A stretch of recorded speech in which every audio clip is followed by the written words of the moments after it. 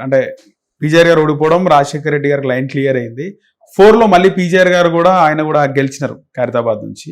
CM Rajasekhara Reddy అయిన తర్వాత ఆయనను మంత్రివర్గంలోకి తీసుకోలేదు. చాలా మేము కూడా ప్రత్యక్షంగా స్కూల్ డేస్లో చూసినాం అవన్నీ కూడా.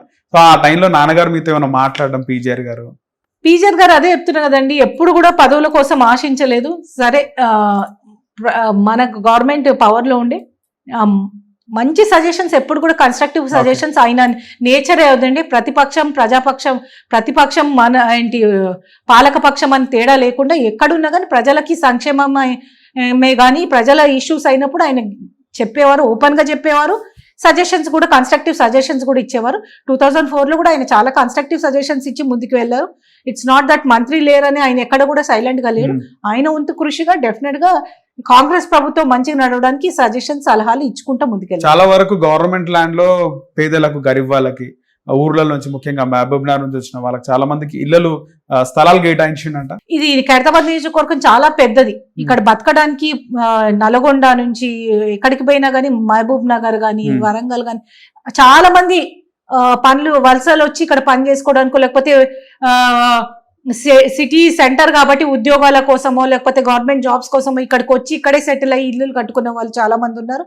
ఎస్పెషల్లీ నీడ లేని వాళ్ళు ఎక్కడైతే గుడిసెలు వేసుకొని మేము ఇక్కడ ఉంటామంటే వాళ్ళకి పట్టాలు ఇవ్వడంతో పాటు వాళ్ళకి ఫెసిలిటీస్ కూడా ప్రొవైడ్ చేసేవాళ్ళు. డ్రైనేజ్ కానీ, లైట్ కానీ, వాళ్ళు చదువుకోవడానికి బస్తీలు చాలా ఏర్పాటు చేసి వాళ్ళ పిల్లలు చదువుకోవడానికి గవర్నమెంట్ స్కూల్సే కానీ, అట్లా చాలా వరకు పేద ప్రజలను అందరినీ కూడా ఎక్కడ వాళ్ళు ఉంటానంటే వాళ్ళకి నీడగా ఉండి, అండగా ఉండి వాళ్ళు గూడు ఏర్పాటు చేసుకోవడానికి చేసినందుకు ఈ రోజు చూస్తా ఉన్నాం మనము. షేర్లింగంపల్లిలోనే ఇప్పుడు ఖరీదైన స్థలాలలో బస్తీలు, పేద బస్తీలు లేకపోతే మిడిల్ క్లాస్ వాళ్ళు ఉంటున్నారంటే అప్పట్లో ఆయన చేసిన కార్యక్రమం. షేర్లింగంపల్లి, కుక్కట్పల్లి, ఇప్పుడు ఏవైతే పెద్ద పెద్ద మాల్స్ కన్స్ట్రక్షన్స్ అవుతున్నాయి అప్పుడు అన్ని కూడా హౌసింగ్ బోర్డు కింద స్కీమ్స్ లో లోవర్ క్లాస్ కానీ, మిడిల్ క్లాస్ వాళ్ళు కానీ, ఎంప్లాయీస్ కి కానీ అక్కడ హౌసింగ్ స్కీమ్ కింద కన్స్ట్రక్షన్ చేసిన అలర్ట్ అయినవే అవన్నీ. అప్పుడు అందుకని కుక్కటపల్లి హౌసింగ్ బోర్డ్ అని కూడా అక్కడ పేరు పెట్టారు. ఆయన హౌసింగ్ మినిస్టర్ అయినప్పుడు చాలా ఇలాంటి కార్యక్రమాలు తీసుకున్నారండి. పేదోళ్ళకి కానీ, మధ్య తరగతి వాళ్ళు కూడా నివసించడానికి ఈ బంజారాల్స్, జుబ్లీహిల్స్, ఇప్పుడున్న షేర్లింగంపల్లి, కుక్కటపల్లి, ఎందుకంటే రాష్ట్రంలోనే అతి కాస్ట్లీ ప్లేసెస్ ఉండే ఈ ఏరియాస్ లో కూడా నివాసం కల్పించే దిశలో ఆయన పనిచేశారు. ఓకే. సో పీజీఆర్ గారు 2008లో చనిపోయినారు. సో అసలు చనిపోయినప్పుడు ఏం జరిగింది అసలుకి? ఆ స్టేజ్ పైనే కాంగ్రెస్ పార్టీ ఆవిర్భావ దినోత్సవం ఆ రోజు 2007 రోజు ఆయన తెలంగాణ ఫార్మేషన్ డే రోజు ఇదయ్యారండి. ఓకే. ఒక మీటింగ్ కి వెళ్తూ జిహెచ్ఎంసీ, అప్పుడు కొత్తగా ఫామ్ అయింది జిహెచ్ఎంసీ, కాంగ్రెస్ ఆధ్వర్యంలో పెద్ద మీటింగ్ పెట్టారు. ఆ మీటింగ్ అటెండ్ అవుతూ స్టేజ్ దగ్గరికి వెళ్ళే తరుణంలో నడుచుకుంటూ స్లోగన్స్ ఇస్తూ అక్కడే కొలాప్స్ అయ్యారు నాన్న. హాస్పిటల్ కి తీసుకెళ్లే వరకు కూడా ఇది అయిపోయారు అనమాట. సో అది కాంగ్రెస్ పార్టీ మీటింగే ఉండేది. రైట్. కాంగ్రెస్ పార్టీ ఆవిర్భావ దినోత్సవం రైట్. ఆ తర్వాత నాకు బాగా గుర్తుంది, పేపర్లో చదివినాక చంద్రబాబు నాయుడు అప్పుడు ప్రతిపక్ష నేత, ఆయన ఇంటికి వస్తే అమ్మగారు చెప్పినారు, మాకు కాంగ్రెస్ గవర్నమెంట్ కంటే టీడీపీ గవర్నమెంట్లోనే మాకు బాగుండే అని ఒక వర్డ్ చెప్పింది. ఆ పేపర్లో మేము చదివినాం. అంటే మీరు ఉండొచ్చు ఇంటికి వచ్చినప్పుడు చంద్రబాబు. అంటే ఒకటండి, ఆయన ఏ పక్షంలో ఉన్నా, ఎమోషనల్ ఏ పక్షంలో ఉన్నా కానీ ఆయన ఎప్పుడు కూడా గలమెత్తి మాట్లాడిన నాయకుడు. ఇప్పుడు కాంగ్రెస్ లో కూడా ఆయనని సస్పెండ్ చేసినా గానీ మళ్ళీ సిఎల్పి నాయకుడిని చేసే ఒక అవకాశం ఇచ్చింది.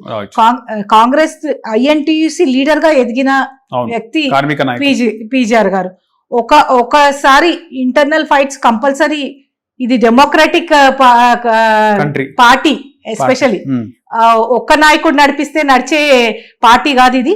ఇప్పటికీ కూడా అందరు కూడా రేవంత్ రెడ్డి గారు ఇంత పవర్ఫుల్ గా నడిపిస్తున్నా కానీ ప్రతి ఒక్క నాయకులు వాళ్ళ రిఫ్లెక్షన్ ఉంది కాబట్టి ఇంత బౌండింగ్ తోటి ఇంత స్ట్రాంగ్ గా ముందుకెళ్ళగలుగుతున్నాం.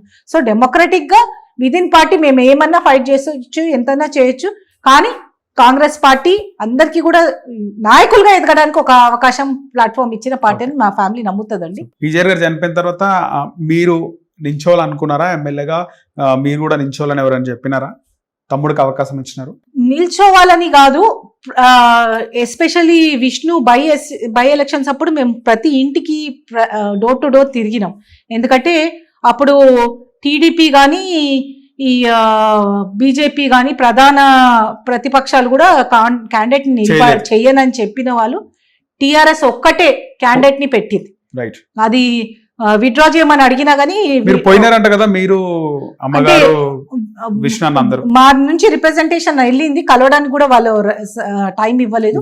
సో అలాంటప్పుడు ఎలక్షన్ అనివార్యమైనప్పుడు మేమందరం కూడా ఫీల్డ్ లో దిగి క్యాంపెయిన్ చేశాము.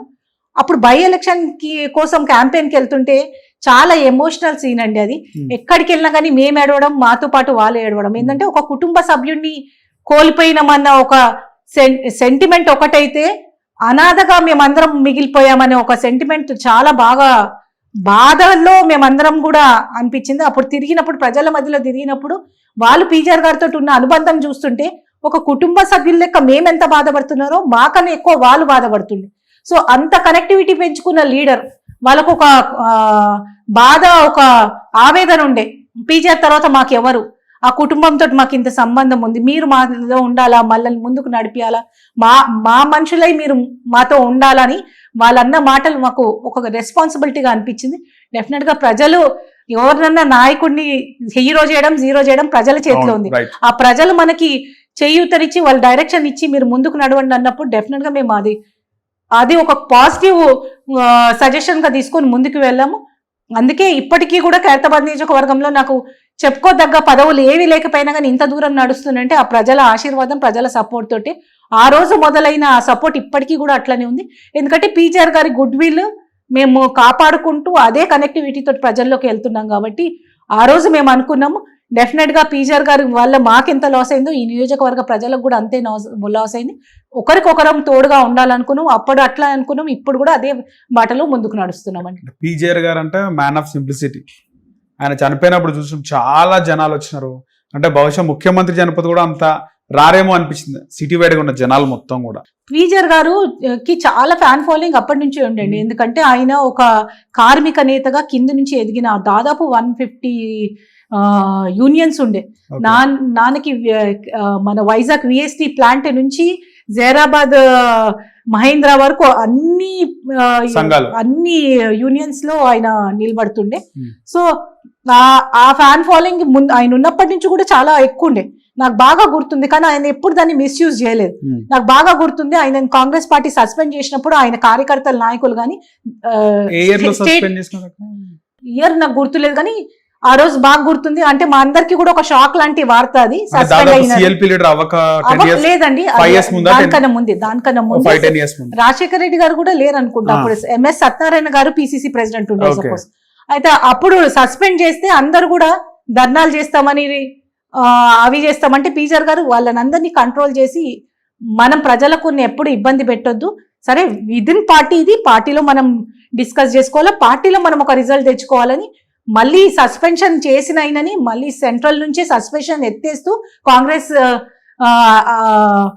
అధిష్టానం ముందుకు ఒక అవకాశం ఇచ్చిండ్రు, ముందుకెళ్లారు. అప్పుడు తర్వాత కంటెస్ట్ చేశారు, తర్వాత సిఎల్పి లీడర్ అయ్యారు. కాంగ్రెస్ పార్టీలో అప్స్ అండ్ డౌన్స్ ఉంటాయండి, విదిన్ డెమోక్రసీలో అంత కొట్లాడినా కానీ at the end of the day అధిష్టానం అనేది ఒకటి ఉంటుంది, అందరినీ కూడా ప్రొటెక్ట్ చేసుకొని ముందుకు తీసుకొని వెళ్తుందని మేము నమ్ముతా ఉన్నాం. ఆ ఛాన్సెస్ మా ఫాదర్ కి కానీ మా కుటుంబానికి కానీ మాకు కనిపించింది. కాంగ్రెస్ పార్టీ మా కుటుంబాన్ని కాదు, ఎన్నో కుటుంబాలను కూడా కాంగ్రెస్ కుటుంబాలని మేము అనుకుంటాం, వాళ్ళందరినీ కూడా ముందుకు తీసుకొని వెళ్తుంది. హిట్ టీవీ యాప్, ఇందులో short news, live news, entertainment shows, movies, digital magazines తో పాటు మీ జిల్లా వార్తలను కూడా ఫ్రీగా చూడొచ్చు.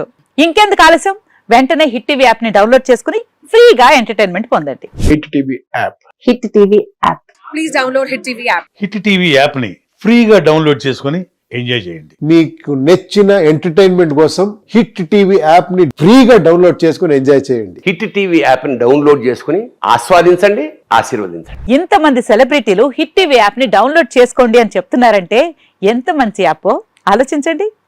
అమెరికా అమెరికా అమెరికా అమెరికాలో చదవాలనుకునే వాళ్ళకి విశ్వసనీయమైన పేరు మన శౌర్య కన్సల్టెన్సీ.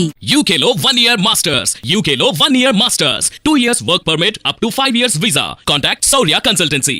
Contact 89851 89851.